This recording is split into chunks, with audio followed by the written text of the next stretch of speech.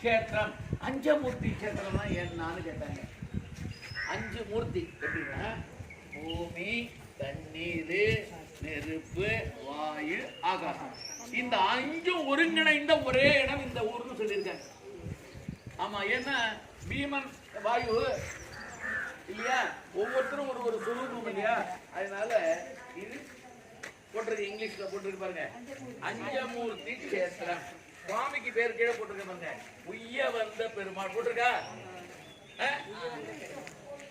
அது விட்ட கூட உய்ய வந்த பெருமாள் உற்சவர் பேரு அபயப்பிரதன்.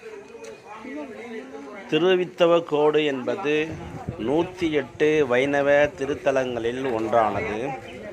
குலசேகர ஆழ்வாரால் பாடல் பெற்ற இத்தலம் கேரளாவில் பாலக்காடு மாவட்டத்தில் உள்ள பட்டாம்பி என்னும் நகருக்கு அருகில் அமைந்துள்ளது.